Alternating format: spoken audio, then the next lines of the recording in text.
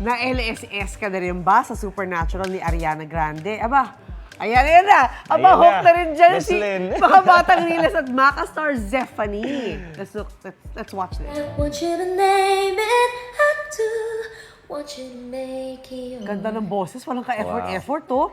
Pinarinig ng Sparkle actress-singer ang kanyang soulful cover ng Supernatural.